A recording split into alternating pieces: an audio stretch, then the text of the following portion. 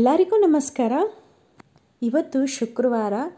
So ಬೆಳಗ್ಗೆನೇ ಎದ್ದು ಪೂಜೆ ಮಾಡಿದಾಯಿತು. ಪೂಜೆ ಮಾಡಿದ್ರೆ ಒಂದು ಒಳ್ಳೆ ಪಾಸಿಟಿವ್ ವೈಬ್ ಕೊಡುತ್ತೆ. ಹಾಗೆ ಇವತ್ತು ಒಳ್ಳೊಳ್ಳೆ ರೆಸಿಪಿನೂ ಕೂಡ ನಾನು ಮಾಡ್ತಾ ಇದ್ದೀನಿ. ಸೊ ನಿಮ್ಮ ಹತ್ರನೂ ಕೂಡ ಶೇರ್ ಮಾಡ್ತೀನಿ.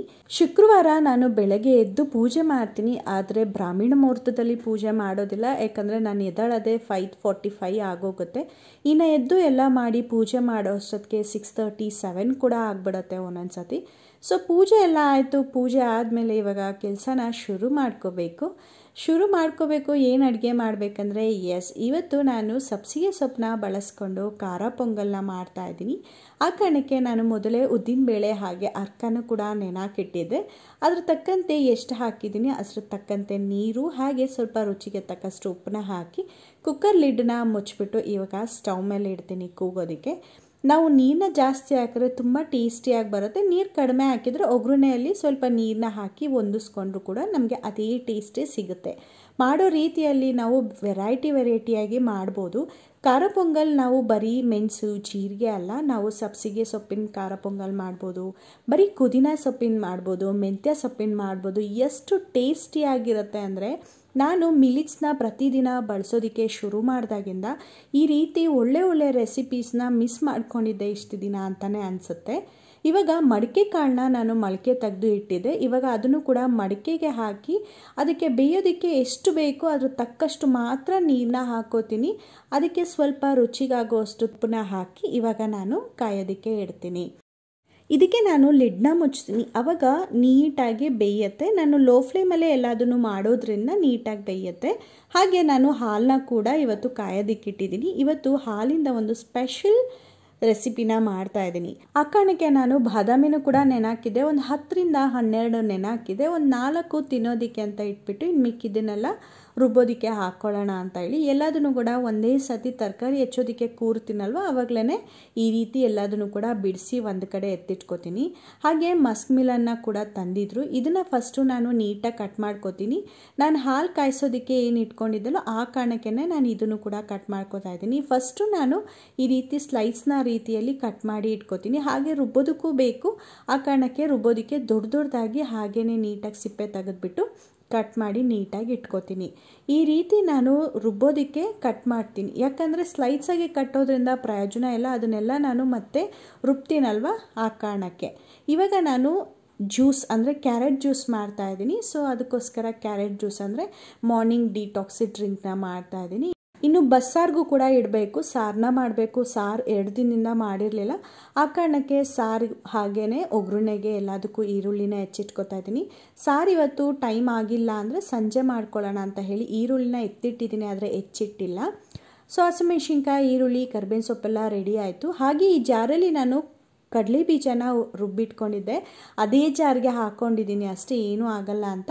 ಅದರೊಳಗಡೆ ಸ್ವಲ್ಪ ಕ್ಯಾರೆಟ್ ಮತ್ತು ನೆಲ್ಲಿಕಾಯಿನ ಹೆಚ್ಚಿಟ್ಕೊಂಡಿದ್ದಲ್ವ ಅದನ್ನು ಕೂಡ ಹಾಕಿಟ್ಕೊಂಡು ಇದಕ್ಕೆ ಇನ್ನೊಂದು ಜಾರಿಗೆ ನಾನು ಸ್ವಲ್ಪ ಹಾಲು ಮತ್ತು ಬಾದಾಮಿನ ಹಾಕಿಟ್ಕೋತಾ ಇದ್ದೀನಿ. ಯಾಕಂದರೆ ಒಂದೇ ಸತಿ 2 ಜಾರಿಗೂ ಹಾಕಿ ರೆಡಿ ಮಾಡಿ ಇಟ್ಕೊಂಡ್ರೆ ಒಂದೇ ಸತಿ ನಾನು ಮಿಕ್ಸಿ ಏನು ತೆಗೆದು ಮೇಲೆ ಇಟ್ಕೋತೀನಿ. ಯಾಕಂದರೆ ಮೇಲೇ ಇರಲ್ಲ, ಅದು ತೆಗೆದು ಕೆಳಗೆ ಇಟ್ಕೋತೀನಿ ಅದ್ರ ಕೆಲಸ ಮುಗಿದ್ಮೇಲೆ.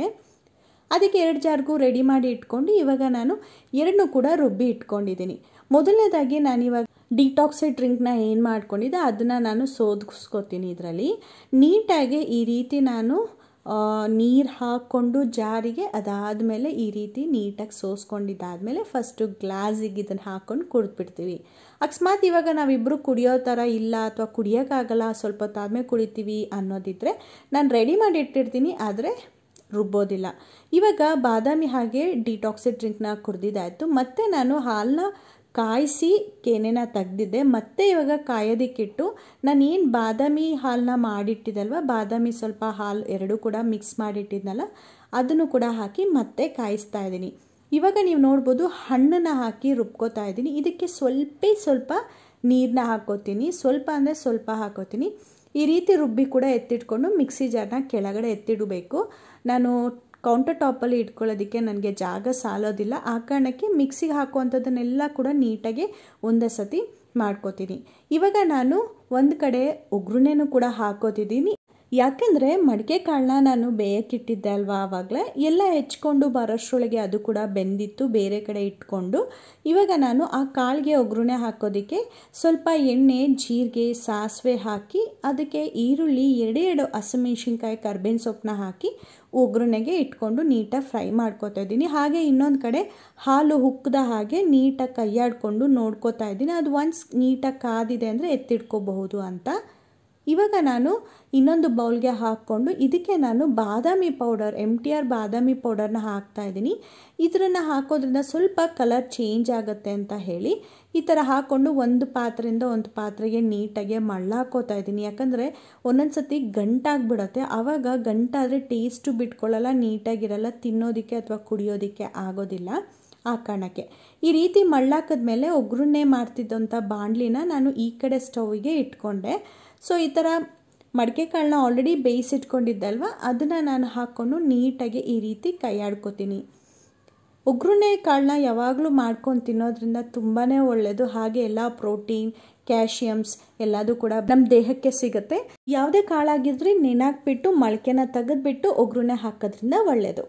ಇವಾಗ ನಾನು ರುಚಿಗೆ ತಕ್ಕಷ್ಟು ಉಪ್ಪು ಹಾಕಿ ಕೈಯಾಡ್ಕೋತಾ ಇದ್ದೀನಿ.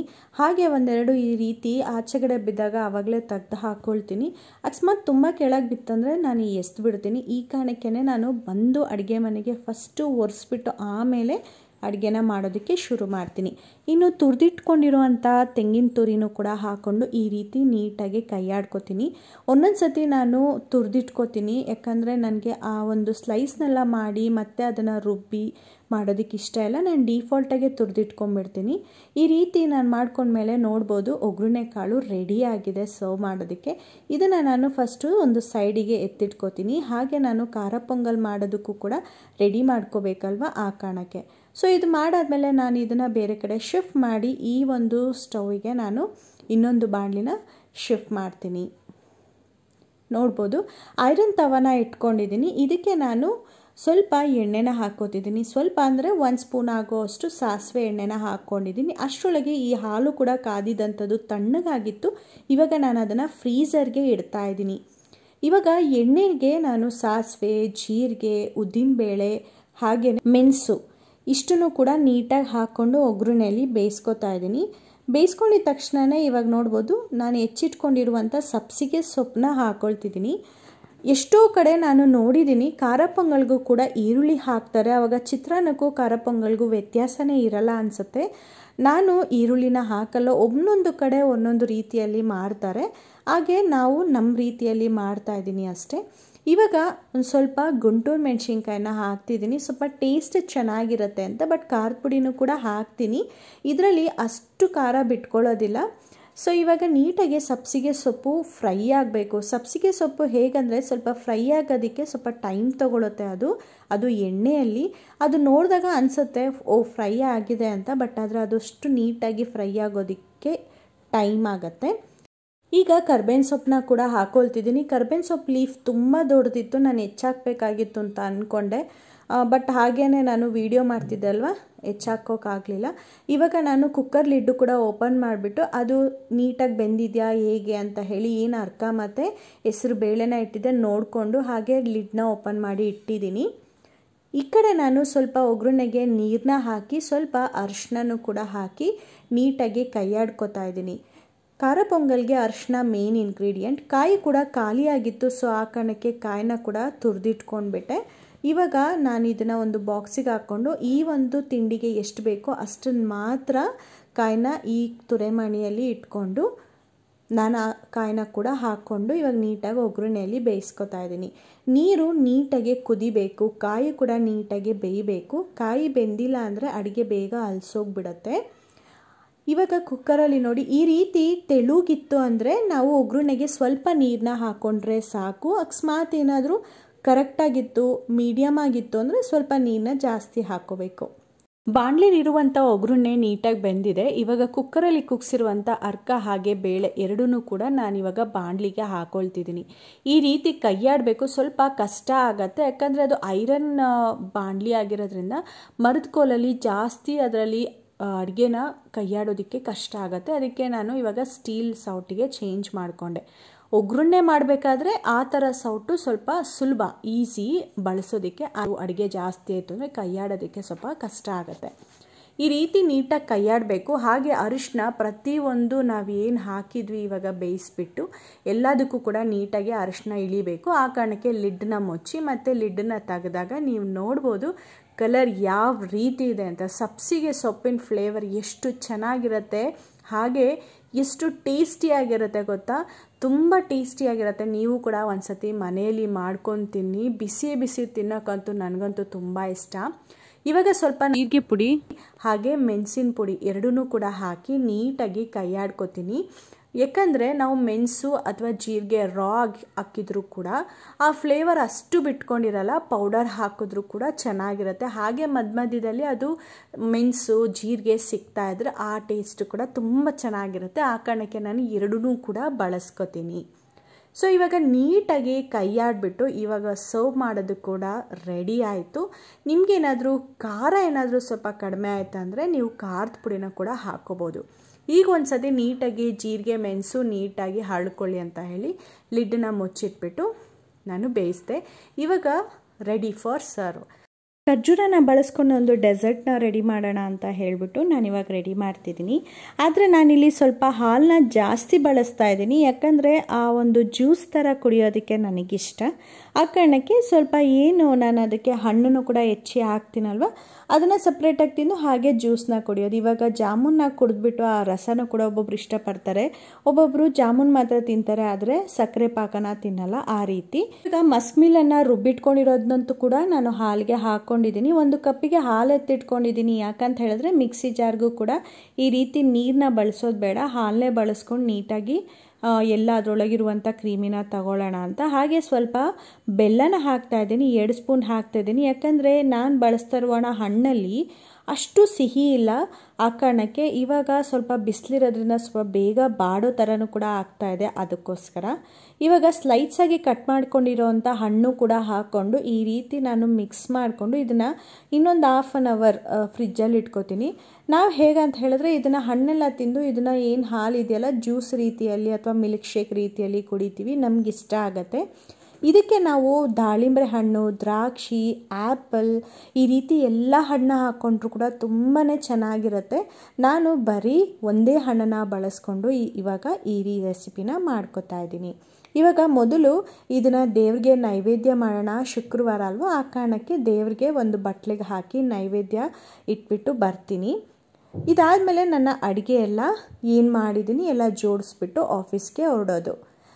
ನನ್ನ ಹಸ್ಬೆಂಡ್ಗೆ ಎಲ್ಲದನ್ನು ಏನೇನೆಲ್ಲ ಮಾಡಿದ್ದೀನಿ ಎಲ್ಲದನ್ನು ಕೂಡ ಈ ರೀತಿ ತಟ್ಟೆಯಲ್ಲಿ ಹಾಕಿ ಹೋದರೆ ಅವ್ರು ನೀಟಾಗಿ ತಿಂತಾರೆ. ನನಗೆ ಅವರು ಏನು ತಿಂತಾರಲ್ಲ ಅದೇ ನನಗೆ ಖುಷಿ. ನನಗೆ ಈ ಥರ ಎತ್ತಿಡೋದ್ರಿಂದ ಬೇಜಾರೇ ಇಲ್ಲ, ಆದರೆ ಅವ್ರು ನಂಗೆ ಮಾಡಿರೋದನ್ನ ತಿಂದು ಹೋಗ್ತಾರಲ್ಲ ಅದು ನನಗೆ ತುಂಬ ಖುಷಿ ಆಗುತ್ತೆ. ಆ್ಯಂಡ್ ಆಲ್ವೇಸ್ ಪ್ರೆಸೆಂಟ್ ಆನಿಯನ್ ಹಾಗೆ ಕ್ಯಾರೆಟ್ನ ಇಟ್ಟಿದ್ದೀನಿ. ಹಾಗೆ ಮಧ್ಯಾಹ್ನ ಸ್ವಲ್ಪ ಬಿಸಿಲಿರುತ್ತೆ, ಮೊಸರನ್ನ ಮಾಡು ಅಂತ ಹೇಳಿದರು. ನಾನು ಗಂಜಿಗೆ ಏನು ಮಾಡಿ ಇಟ್ಕೊಂಡಿದ್ದೆ ಅದಕ್ಕೆ ಸ್ವಲ್ಪ ಒಗ್ಗರಣೆ ಹಾಕಿ ಮೊಸರು ಜಾಸ್ತಿ ಹಾಕಿ ಮೊಸರನ್ನ ರೀತಿಯಲ್ಲೇ ಮಾಡಿ ಇಟ್ಟಿದ್ದೀನಿ. ಅವರು ಅದೊಂದನ್ನು ತಿಂದು ಫಸ್ಟು ನನ್ನ ಆಫೀಸಿಗೆ ಬಿಟ್ಬಿಡ್ತಾರೆ, ಅದಾದಮೇಲೆ ಅವ್ರು ಬಂದು ತಿಂಡಿನ ತಿಂತಾರೆ. ಇವಾಗ ಗ್ಲಾಸಲ್ಲಿ ಹಾಕಿರಲಿಲ್ಲ, ಬೌಲಲ್ಲೇ ಹಾಕಿದೆ ಮೊಸರನ್ನ, ಅದನ್ನು ಕೂಡ ತಟ್ಟೆಯಲ್ಲೇ ಇಟ್ಟಿದ್ದೀನಿ. ಇವಾಗ ಖಾರ ಪೊಂಗಲ್ನ ನಾನು ಹಾಟ್ ಬಾಕ್ಸ್ಗೆ ಇಟ್ಕೊತಾ ಇದ್ದೀನಿ. ಇನ್ನೊಂದು ಹಾಟ್ ಬಾಕ್ಸ್ ಇಲ್ಲ ನನ್ನ ಹಸ್ಬೆಂಡ್ಗೆ ಎತ್ತಿಡೋದಕ್ಕೆ. ಲಾಸ್ಟ್ ಟೈಮ್ ನಾನು ಉಪ್ಪಿಟ್ಟನ್ನ ಮಾಡಿದಾಗ ಹಾಟ್ ಬಾಕ್ಸ್ನ ಮನೆಯಲ್ಲೇ ಇಟ್ಬಿಟ್ಟು ಹೋಗೋದಕ್ಕೆ ನನ್ನ ಹಸ್ಬೆಂಡ್ ಬೇಡ, ಬಿಸಿ ತೊಗೊಂಡೋಗು, ನಾನು ಮತ್ತೆ ಅದೇ ತವದಲ್ಲಿ ಬಿಸಿ ಮಾಡ್ಕೋತೀನಿ ಅಂತ ಹೇಳಿದ್ರು. ಆ ಕಾರಣಕ್ಕೆ ಪ್ಯಾನಲ್ಲೇ ಬಿಸಿ ಮಾಡ್ಕೊಳ್ಳಿ ಅಂತ ಹೇಳಿ ನಾನು ಹಾಗೆ ಸುಮ್ಮನೆ ಪ್ಯಾನ್ನ ಕ್ಲೋಸ್ ಮಾಡಿಬಿಟ್ಟು ಈಗ ಮಧ್ಯಾಹ್ನದ ಊಟಕ್ಕೆ ಖಾರ ಪೊಂಗಲ್ ಹಾಗೆಯೇ ಸ್ವಲ್ಪ ಏನು ಒಗ್ಗರಣೆ ಮಾಡಿದೆ ಕಾಳನ್ನ ಅದನ್ನು ಕೂಡ ತೊಗೊಂಡಿದ್ದೀನಿ. ಇನ್ನು ಸ್ವಲ್ಪ ಮಿಕ್ಕಿಸ್ತೀನಿ, ಯಾಕಂದರೆ ಮಧ್ಯಾಹ್ನ ಬಂದರೆ ಅವ್ರಿಗೆ ಬರೀ ಅನ್ನ ಸಾರು ತಿನ್ನೋದಕ್ಕೆ ಬೇಜಾರಾಗುತ್ತೆ, ಒಂದು ಸ್ವಲ್ಪ ಕಾಳಿದ್ರೆ ಚೆನ್ನಾಗಿರುತ್ತೆ. ಹಾಗೆ ಮಧ್ಯಾಹ್ನ ಅಕಸ್ಮಾತ್ ತಿನ್ನಲಿಲ್ಲ ಅಂದ್ರೂ ಕೂಡ ರಾತ್ರಿ ಅಥವಾ ನಾನು ಆಫೀಸಿಂದ ಬಂದಾಗ ತಿನ್ನೋದಕ್ಕೂ ಕೂಡ ಆಗುತ್ತೆ. ಇವಾಗ ನಾನು ಏನು ಮಾಡಿಟ್ಕೊಂಡಿದ್ದೆ ಮೊಸರನ್ನ ಅಂದರೆ ಇದು ಗಂಜಿನೇ, ಆದರೆ ಸ್ವಲ್ಪ ಕ್ಯಾರೆಟ್ ಹಾಗೆ ಒಗ್ಗರಣೆ ಮಾಡಿ ಇಟ್ಟಿದ್ದೀನಿ ಅಷ್ಟೇ. ಇದನ್ನು ಕೂಡ ರೆಡಿ ಮಾಡಿಕೊಂಡೆ. ನನ್ನ ಬ್ರೇಕ್ಫಾಸ್ಟ್ ಬಂದು ಮೊಸರನ್ನ ಹಾಗೆಯೇ ಸ್ವಲ್ಪ ಕ್ಯಾರೆಟ್ ತಿಂದು ನಾನು ಆಫೀಸ್ಗೆ ಹೊರಡ್ತೀನಿ. ಈ ವಿಡಿಯೋ ನಿಮಗೆ ಇಷ್ಟ ಆಯಿತು, ತೋರಿಸಿದಂಥ ರೆಸಿಪಿ ನಿಮ್ಗೆ ಇಷ್ಟ ಆಯ್ತಾನೆ ದಯವಿಟ್ಟು ಲೈಕ್ ಮಾಡಿ ಹಾಗೆ ಶೇರ್ ಮಾಡಿ. ನೀವು ಕೂಡ ಟ್ರೈ ಮಾಡಿ, ಕಮೆಂಟ್ ಬಾಕ್ಸಲ್ಲಿ ತಿಳಿಸಿ. ಸಬ್ಸ್ಕ್ರೈಬ್ ಆಗಿಲ್ಲ ಅಂದರೆ ದಯವಿಟ್ಟು ಸಬ್ಸ್ಕ್ರೈಬ್ ಆಗಿ. ನಮಸ್ಕಾರ.